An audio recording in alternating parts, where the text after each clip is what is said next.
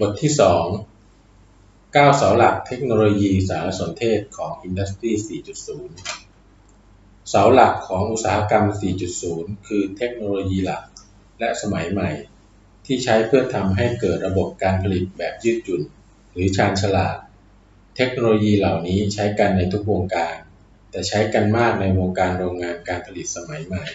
ซึ่งต้องสร้างสินค้าที่มีคุณภาพราคาต่ำในเวลาที่สั้นลงนอกจากนั้นโรงงานจะต้องปรับเปลี่ยนสินค้าที่ผลิตได้หลากหลายโดยไม่ต้องตั้งสายการผลิตใหม่และสามารถผลิตสินค้าตามที่สั่งได้โดยไม่ใช่ผลิตสินค้าแบบสำหรับคนหมู่มากต่อไปนี้จะอธิบาย 9 เสาหลักของอุตสาหกรรม 4.0 ที่นำเสนอโดย BCG Boston Consulting Group 1. เทคโนโลยีเครือข่ายอินเทอร์เน็ตอินเทอร์เน็ตเป็นเครือข่ายใหญ่ที่สุดในโลกเป็นเทคโนโลยีที่ขับเคลื่อนธุรกิจอุตสาหกรรมในยุคใหม่นี้อินเทอร์เน็ตทำให้สามารถเชื่อมโยงอุปกรณ์ทุกอย่างเข้าด้วยกันทำให้สามารถส่งและรับข้อมูลระหว่างกันเกิดการประมวลผลแบบทันทีอุปกรณ์ในโรงงานการผลิตก็เชื่อมต่างกันทำให้สามารถควบคุมการผลิตได้อย่างรวดเร็วต่อเนื่องและการควบคุมคุณภาพก็ทำได้ทันทีในทางเทคโนโลยีแล้วกล่าวได้ว่าเครือข่ายคอมพิวเตอร์คือวิธีการรูปแบบหรือข้อกำหนดในการทำให้คอมพิวเตอร์อุปกรณ์เครือข่ายสามารถแลกเปลี่ยนข้อมูลกันได้และสามารถที่จะเข้าใจความหมายของข้อมูลที่ได้รับอย่างถูกต้องมีความหมายครอบคลุมทั้งฮาร์ดแวร์ซอฟต์แวร์และรูปแบบการสื่อสารโปรโตคอลนอกจากอินเทอร์เน็ตแล้วยังมีเครือข่ายแบบอื่นๆเช่นเครือข่าย LAN หรือ Local Area Network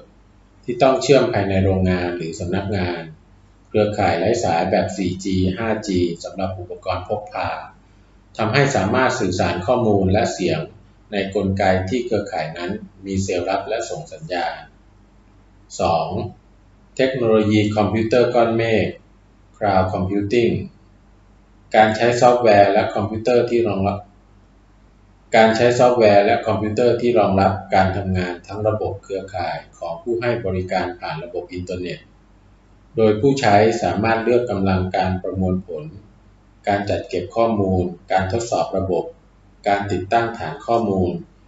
ได้ตามความต้องการโดยไม่ต้องซื้ออุปกรณ์คอมพิวเตอร์มาติดตั้งเองทั้งนี้ระบบคอมพิวเตอร์ก้อนเมฆใช้เทคโนโลยีเครื่องจักรเสมือนทำให้สามารถจำลองคอมพิวเตอร์ที่มีขีดความสามารถมาให้ใช้ได้ทำให้ผู้ประกอบการที่ต้องใช้คอมพิวเตอร์ไม่ต้องลงทุนด้านฮาร์ดแวร์ซิสเต็มซอฟต์แวร์และฐานข้อมูลผู้ประกอบการสามารถเช่าขีดความสามารถการประมวลผลที่ต้องการจากระบบคอมพิวเตอร์ก้อนเมฆนี้เทคโนโลยีทำให้ผู้ให้บริการคอมพิวเตอร์ก้อนเมฆสามารถทำให้เครื่องคอมพิวเตอร์1เครื่องแบ่งใช้กลายเป็น5เครื่องแต่ละเครื่องเป็นคอมพิวเตอร์เสมือนทำให้ต้นทุนการให้บริการต่ำลงส่งผลให้ผู้ประกอบการสามารถใช้ระบบประมวลผลในราคาต่ำลง 3. เทคโนโลยีข้อมูลขนาดใหญ่ Big Data ระบบการผลิตแบบอุตสาหกรรม 4.0 จำเป็นต้องมีข้อมูลในปริมาณมากที่นำมาใช้วิเคราะห์เพื่อช่วยการตัดสินใจในการผลิตอย่างมีประสิทธิภาพเช่นข้อมูลของเครื่องจักรข้อมูลการเปลี่ยนแปลงวัตถุต่างๆข้อมูลการติดต่อสื่อสารหรือข้อมูลความต้องการของลูกค้าเป็นต้นการรวบรวม Big Data จะรวบรวมข้อมูลที่มากกว่าที่ใช้โดยตรงข้อมูลใน Supply Chain ก็ต้องนำเข้ามาด้วยข้อมูลของลูกค้าและข้อมูลด้านการตลาดก็ต้องนำข้อมูลผู้ให้โฆษณาเข้ามาด้วย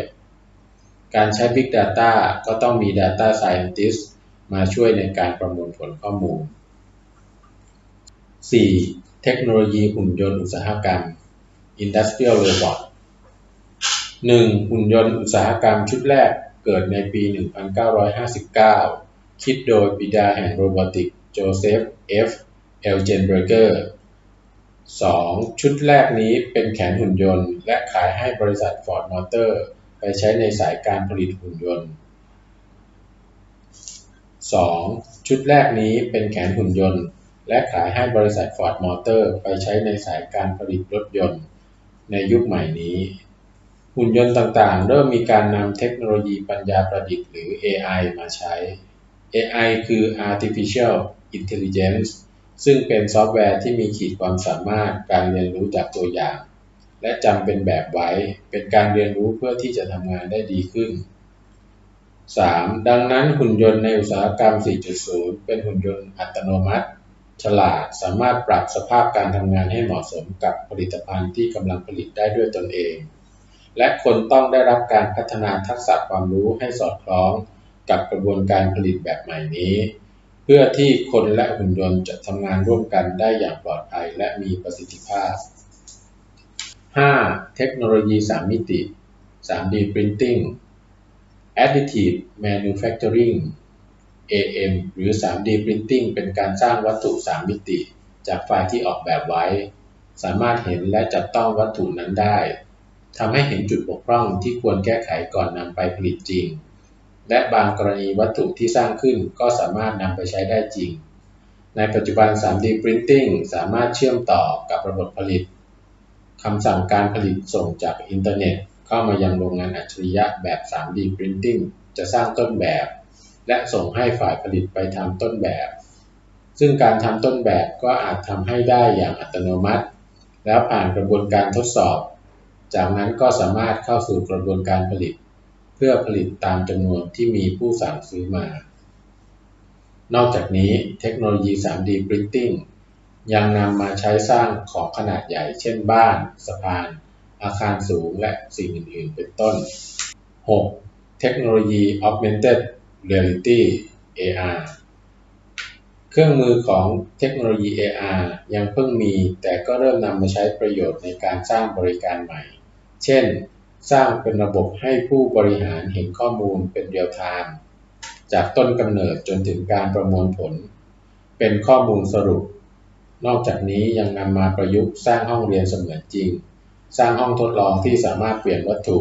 อุปกรณ์ของห้องทดลองหรือแม้แต่โรงงานก็จำลองเป็นระบบ AR ที่เราสามารถมีปฏิสัมพันธ์สั่งการผลิตอย่างจำลองหรือผลิตจริงก็ได้เทคโนโลยี Cyber Security ความปลอดภัยของข้อมูลในระบบอุตสาหกรรม 4.0 เป็นเรื่องที่มีความสำคัญอย่างยิ่งเนื่องจากมีข้อมูลมากมายมหาศาลที่ส่งผ่านเครือข่ายระบบอินเทอร์เน็ตจึงมักจะมีแฮกเกอร์ที่มีความสามารถเจาะระบบเข้าไปดูดข้อมูลทางการค้าหรือกระบวนการผลิตฉะนั้นการดูแลรักษาความลับและข้อมูลทางการค้าเช่นในเรื่องของการออกแบบผลิตภัณฑ์จึงมีความสำคัญอย่างยิ่งในยุคปัจจุบันเครื่องจักรทุกเครื่องอุปกรณ์การผลิตล้วนแต่มี IP address ซึ่งต้องมีระบบบริหารความเป็นตัวตนและความเป็นส่วนตัวของทุกองค์ประกอบเพื่อป้องกันไม่ให้แฮกเกอร์เข้ามาสวมรอยและทำการผลิตสินค้าที่ไม่ใช่ของเจ้าของหรือผลิตชิ้นส่วนหรือสินค้าที่อาจก่อให้เกิดอันตรายได้ 8. เทคโนโลยีซิมูเลชันองค์ประกอบต่างๆในกระบวนการผลิตของอุตสาหกรรม 4.0 จะถูกจำลองด้วยคอมพิวเตอร์แบบ 3D เช่นการจำลองการออกแบบและกระบวนการผลิตจะแสดงผลด้วยภาพการจำลองการผลิตร่วมกับการใช้ภาพเสมือนจริง Virtual Reality การแสดงด้วยภาพนี้จะช่วยให้การตัดสินใจในการผลิตมีประสิทธิภาพเทคโนโลยีจะลดต้นทุนในการทำต้นแบบจริงโดยการจำลองเป็นระบบ 3D ทั้งคนทั้งเครื่องจักรและกระบวนการโดยวัตถุที่ใช้ทดลองการผลิตถ้าจำลองขึ้นมาเป็นการลดค่าใช้จ่ายและลดอันตรายจากการทดลองจริง